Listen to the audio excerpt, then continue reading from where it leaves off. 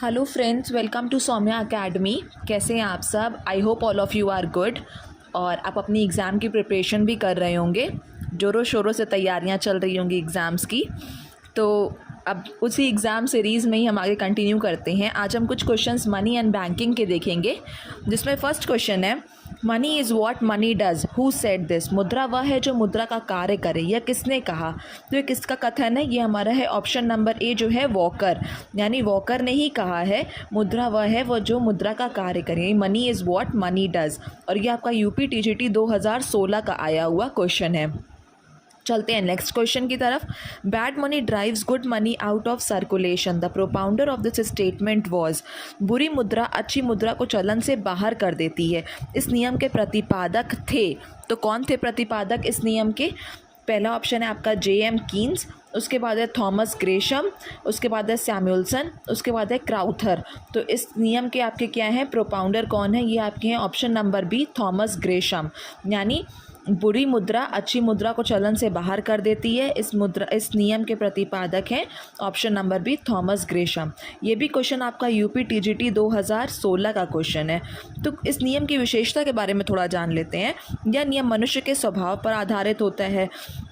Sir Thomas Gresham ने महारानी Elizabeth को आर्थिक परामर्श के रूप में बताया कि खराब मुद्रा अगर संख्या सीमित नहीं है तब अच्छी मुद्रा को चलन से बाहर निकाल देगी।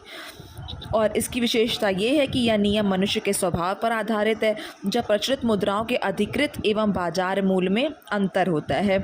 नेक्स्ट क्वेश्चन की अब बात करते हैं। Value of money refers to, मुद्रा के मूल्य से तात्पर्य है।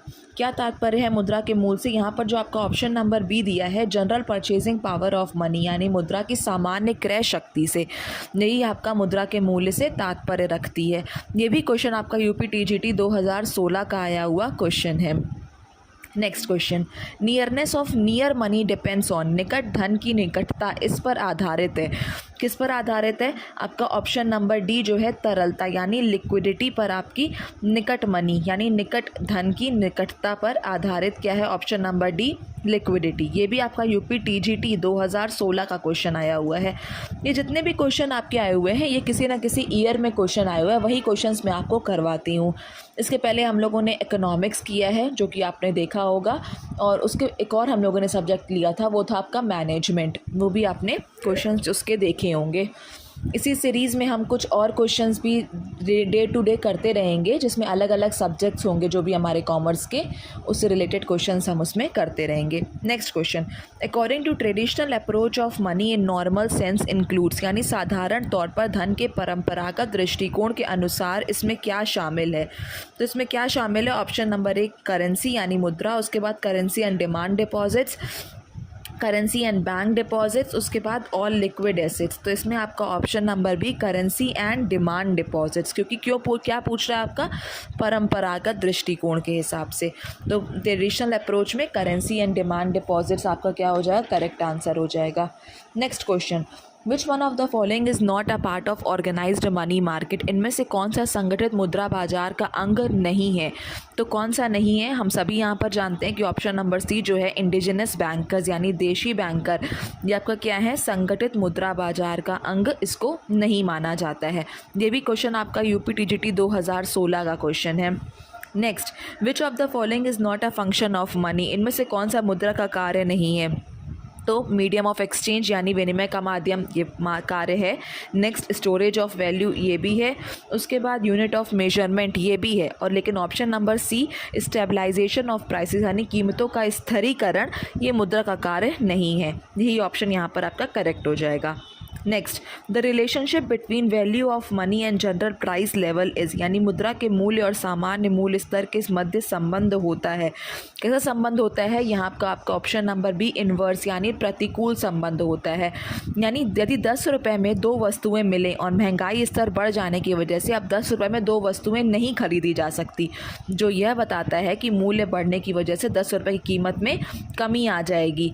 तो एक तरफ इंक्रीमेंट हो रहा है, दूसरी तरफ डिक्रीमेंट हो रहा है, जिससे इसका रिलेशनशिप क्या हो जाएगा? इसका वो हो जाएगा आपका प्रतिकूल यानी इन्वर्स रिलेशनशिप हो जाएगा वैल्यू ऑफ मनी में और जनरल प्राइस लेवल में।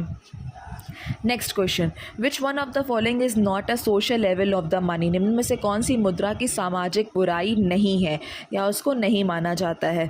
तो मुद्रा की सामाजिक बुराई कौन सी नहीं है, तो फ्रॉड है, मर्डर है, करप्शन है। लेकिन ऑप्शन नंबर 8 ट्रेड साइकिल यानी व्यापार चक्र, ये आपकी सोशल लेवल ऑफ मनी में कंसिडर इसको नहीं किया जाता है। ये भी क्वेश्चन आपका UPTGT 2016 का क्वेश्चन है। Next, money which performs the functions as medium of exchange is called. मुद्रा जो विनिमय के माध्यम के रूप में कार्य करती है क्या कहलाती है। तो क्या कहलाती है, जो विनिमय के माध्यम के रूप में कार्य करती है, तो ये आपकी क्या कहलाती है, रियल मनी यानी वास्तविक मुद्रा कहलाती है। तो वास्तविक मुद्रा में को दो भागों में बांटा गया है, पदार्थ मुद्रा और दूसरा कौन सा है, प्रतिनिधि मुद्रा। करेक्ट, ये आपका यहाँ पर ऑप्शन नंबर सी जो हो जाएगा करेक्ट हो जाएगा। क्लियर है आपको। नेक्स्ट क्वेश्चन की बात करते हैं। Money is a standard for deferred payment, this function of money comes in the category of. मुद्रा स्थगित भुगतान के लिए एक मानक है। मुद्रा का यह कार्य निम्न श्रेणी में से किस में आता है। तो ये किस में आता है, मनी के जैसे कुछ फंक्शंस हैं, जैसे कि उसका प्राथमिक कार्य, उसके बाद उसका द्वितीयक या सहायक कार्य, उसके बाद उसका आकस्मिक कार्य, उसके बाद उसका अन्य कार्य। तो ये चारों ही क्या है, मनी के फंक्शंस माने जाते हैं।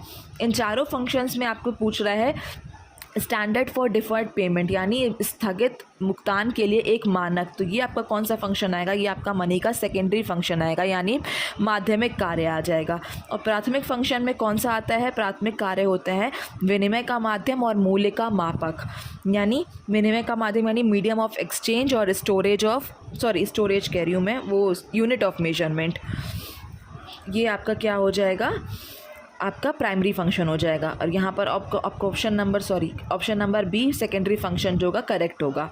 नेक्स्ट, मनी मार्केट प्रोवाइड्स, मुद्रा बाजार प्रदान करता है, क्या प्रदान करता है, short term credit, agro credit, car credit, none of these. तो यहाँ पर आपको सबको पता होगा मनी मार्केट क्या प्रोवाइड करता है, शॉर्ट टर्म क्रेडिट प्रोवाइड करता है। दूसरा क्या होता है, कैपिटल मार्केट। दो तरीके की मार्केट होती है, एक मनी मार्केट, दूसरा capital market. Money market short term securities में डील करता है और जो कैपिटल मार्केट होता है वो लॉन्ग टर्म सिक्योरिटीज़ में डील करता है।